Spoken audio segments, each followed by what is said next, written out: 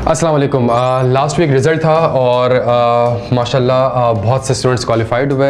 Welcome to the club और congratulations उन बच्चों के लिए जिन्होंने कुछ पेपर्स पास किए और इंशाल्लाह आने वाली अगली अटैम्प्ट्स में या नेक्स्ट अटैम्प्ट्स में इंशाल्लाह वो क्वालिफाई कर जाएंगे।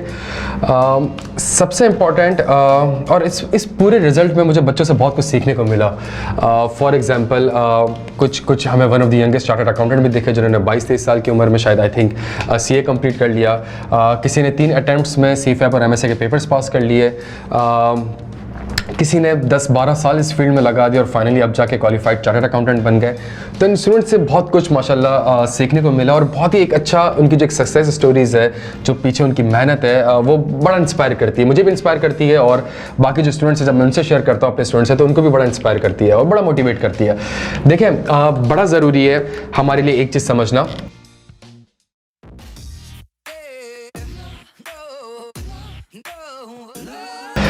CFAP 6 advance audit and assurance. देखें, बड़ा एक चीज़ हमेशा याद रखेगा, ये जो वीडियो है ये उन लोगों के लिए जो कि अनफॉर्चुनेटली पास नहीं कर सके। देखें, एक चीज़ बड़ी सिंपल है, बड़ी क्लियर है। जिन लोगों ने पास किया है या जो लोग क्वालिफाई हुए भी हैं वो भी कभी ना कभी पिछले अटैम्प्ट्स में फेल हुए हैं। तो देखें, जब उनसे इंटरेक्ट करा कि यार आप पहले फेल होते थे अब जाके पास हुए और जो अभी फेल हुए, मुझे जो एक रीज़न समझ आती है ना, जो रीज़न समझ आती है, 2 चीज़ों की रीज़न जो समझ आती है। 2 चीज़ें बड़ी इंपॉर्टेंट है। पेपर पास कैसे कर लिया भाई, पहले फेल होते थे अब कैसे पास कर लिया, और अब जो फेल हुए हो और वो स्टूडेंट्स जो कि फेल हुए हैं अनफॉर्चुनेटली, उनसे रीज़न पूछी, बहुत से रीज़न समझ में आने लगे और दोनों में इन आप सरप्राइजिंगली दोनों का आंसर बिल्कुल सेम है और आंसर यही है। जो बच्चा पेपर पास कर रहा है उसको रीज़न पता होता है कि यार पेपर पास कैसे करते हैं, किस तरफ अपनी मेहनत हमने करनी है, किन एरियाज़ में मेहनत करनी है। अनफॉर्चुनेटली जो बच्चा फेल हो रहा है वो नेक्स्ट अटैम्प्ट में पास करेगा या नहीं करेगा, उसके लिए बड़ा इंपॉर्टेंट है यार कि उसको पता चले कि रीज़न क्या है। देखें, आप चाहे एडवांस टैक्स में फेल हो, चाहे आप BFD में, चाहे आप MSA 1 में, चाहे आप एडवांस ऑडिट में, आप किसी भी सब्जेक्ट में फेल हो गए, जब तक आपको रीज़न पता नहीं चलेगा कि यार आप फेल क्यों हुए और अगले 4-5 महीने हमने क्या स्ट्रेटेजी बनानी है, आप कभी भी फाइनल का पर्चा पास नहीं कर सकते। जो मैंने इंटरेक्ट करा मैंने क्लास में बहुत से बच्चों के मैसेज आए, सर पहली अटैम्प्ट में 47, दूसरी अटैम्प्ट में 40, तीसरी अटैम्प्ट में 27। सर समझ ही नहीं आ रहा, ये बड़ी खतरनाक बात है प्यारे बच्चों, अगर आपको समझ ही नहीं आ रहा कि आप फेल क्यों हो रहे हैं, रीज़न क्या है फेल होने का। बिकॉज अगर आपको रीज़न ही नहीं पता, आप मुझे बताएं ना अगले 6 महीने आप किस डायरेक्शन में मेहनत करेंगे, बड़ा ही एक हैप-हैज़र्ड और अनसिस्टमेटिक एक सिस्टम पूरा बन जाता है। मैंने कल एक 2 से ढाई घंटे का सेशन लिया और उस 2 से ढाई घंटे के सेशन में जब बच्चों से इंटरेक्ट हुआ, आंसर डिस्कस हुए। अच्छा, आंसर के भी 2 पहलू होते हैं। देखें, जब मैंने उनसे आंसर डिस्कस किया, जो CFAP 6 एडवांस ऑडिट के जो हमारे पास आंसर्स थे, जब मैंने उन आंसर को डिस्कस किया, 2 चीज़ें पता चली।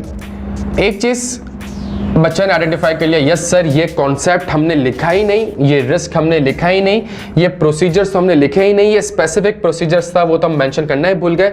सर इसके अंदर ये आइजा भी अप्लाई हो रहा था, सर इसके अंदर तो गोइंग कंसर्न भी था, सर इसके अंदर तो आइजा 710 भी था, सर ये तो कोड ऑफ एथिक्स से था, हम तो कोड ऑफ कॉर्पोरेट गवर्नेंस से लिख कर आ गए।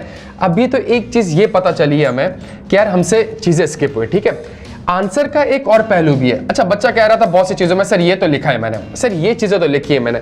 अब इसके ऊपर भी एक क्वेश्चन मार्क क्रिएट होता है, इसके ऊपर भी एक क्वेश्चन मार्क क्रिएट होता है कि भाई क्या ये आपने सही लिखा भी है कि नहीं लिखा, उस हिसाब से आपने कॉन्सेप्ट डिलीवर करे भी है कि नहीं करे। फॉर एग्जाम्पल, भाई करस्पॉन्डेंस फाइल इंस्पेक्ट करनी है तो भाई क्यों करी थी करस्पॉन्डेंस फाइल इंस्पेक्ट, क्या वो रीज़न आपने लिखा?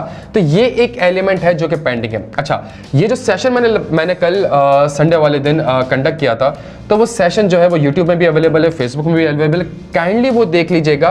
उससे इंशाल्लाह आपको ये पता चल जाएगा कि हाँ यार ये पॉइंट्स मेरे स्किप हुए हैं। अच्छा, जो लिखा है वो सही लिखा है नहीं लिखा, उसमें कितने मार्क्स मिलेंगे। मेरी आपसे एक रिक्वेस्ट है कि यार ये जो आंसर आपने पेपर में पर्चे में लिख कर आए, थोड़ा सा टाइम लगा के वो एक बार आप लिख लें, बिकॉज मैं इंशाल्लाह इसी वीक में जो एक सजेस्टेड आंसर उसका होना चाहिए, जो पॉइंट्स, कितने पॉइंट्स लिखने कितने नहीं लिखने, क्या लिखना है क्या नहीं लिखना, कितने रिस्क होने चाहिए, कोर्स ऑफ एक्शन क्या होना चाहिए, COCG है कि कोड ऑफ एथिक्स है, उन सब के ऊपर एक आंसर मैं बना रहा हूँ। इंशाल्लाह 1 हफ्ते में बन जाएगा। एटलीस्ट उस आंसर से आप कंपेयर कर लीजिएगा।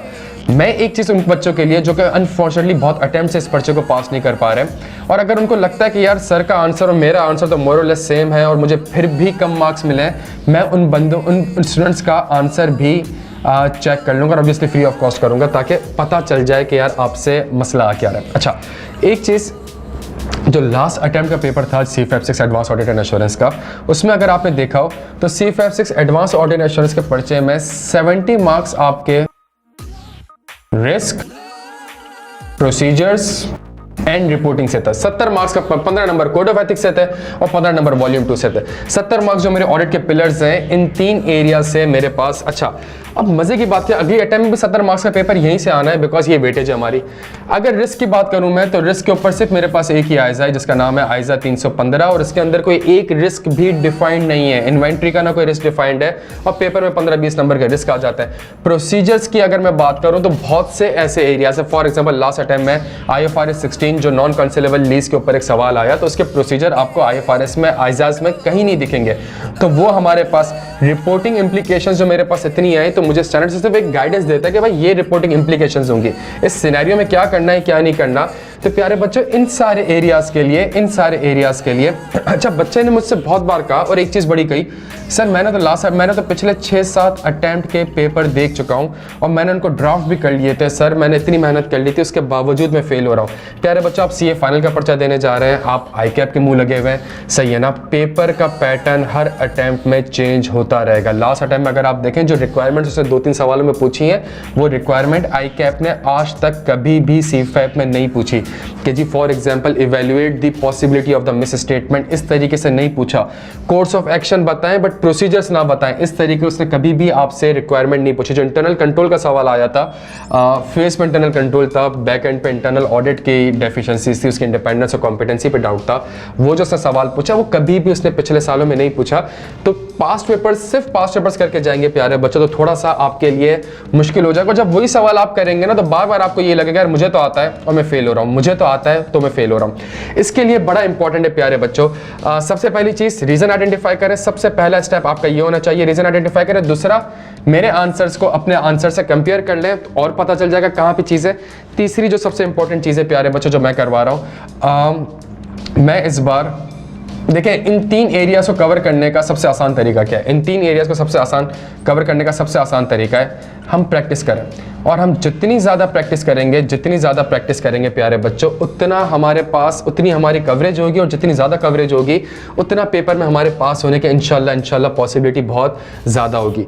तो अगर आपके पास CFAP का पोर्टल है, IQ का पोर्टल अवेलेबल है, उसमें सारे सीजन और एपिसोड वाइज तो लेक्चर्स हमारे पास आ रहे हैं, लेकिन अगले जो 4-5 महीने हमने काम करना है, वो काम ये करना है कि हमने कोई 100 से 150 क्वेश्चंस या इससे भी ज़्यादा, और ये वो क्वेश्चंस होंगे लाइक अभी जो हमने इसको स्टार्ट किया है, 2 सवाल हमने करे थे, वो हर एक सवाल 50 नंबर का था, और उसके अंदर रिस्क भी थे, उसके अंदर प्रोसीजर्स भी थे, उसके अंदर रिपोर्टिंग इंप्लीकेशंस भी थी, उसके अंदर हमारे पास कोड ऑफ एथिक्स भी अप्लाई हो रहा था, बायोलॉजिकल एसेट्स के ऊपर रिस्क प्रोसीजर हम डिस्कस कर रहे थे।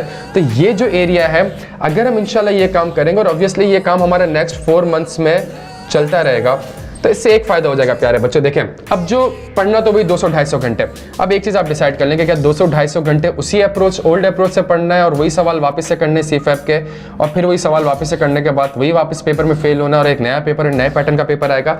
या ज़्यादा अच्छा ना हो जाए कि यार हम प्रैक्टिस कर रहे हैं और प्रैक्टिस करने के बाद, अच्छा जो CFAP के सवाल है ऐसा नहीं कि वो नहीं करे हुए, वो भी हुए में क्लास में। अब एडिशन अगर कोई चीज़ हमने करनी है और अपने आप को प्रिपेयर करना है, तो प्यारे बच्चों हर हफ्ते हमें 10 घंटे इन्वेस्ट करने पड़ेंगे। 10 घंटे में से 3 से 4 घंटे आपने इन्वेस्ट करने हैं, बिकॉज जो भी प्रैक्टिस क्वेश्चन होगा वो पहले आपको दिया जाएगा, आपने उसको पढ़ना है, आपने उसको अटेम्प्ट करना है, फिर क्लास में फिजिकल, लाइव, ऑनलाइन हम इसको बैठ कर डिस्कस कर रहे होंगे, इसको प्रॉपरली ड्राफ्ट कर रहे होंगे, इसका सजेस्टेड आंसर डिस्कस कर रहे होंगे।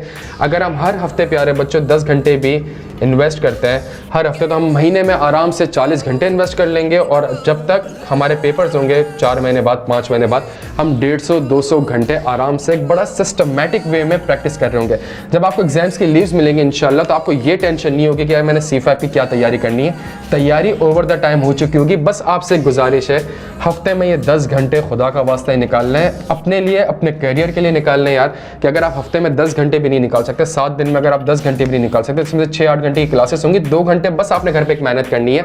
इंशाल्लाह इस चीज़ से चांसेस है प्यारे बच्चों कि हम देखें, पढ़ना 200 घंटे ही है, सही है। अगर 200 घंटे ही पढ़ना है, तब आप डिसाइड कर लें कि क्या पेपर से वो जो 10-15 दिन पहले की छुट्टियां मिलेंगी उसमें पढ़ना है आपने, या अगर उस 200 घंटे को मैं प्रोरेट कर दूं और इसको मैं एलोकेट कर दूं ओवर द टाइम, और मैं ये कहूं कि यार बस हर महीने मैंने 30 से 40 घंटे पढ़ने इस सब्जेक्ट को, बाकी सब्जेक्ट को 30-40 घंटे पढ़ने, अगर मैं ओवर द टाइम एक प्रॉपर प्रैक्टिस करूंगा तो 2 और 3 की स्पीड से लेक्चर देखने की ज़रूरत नहीं होगी।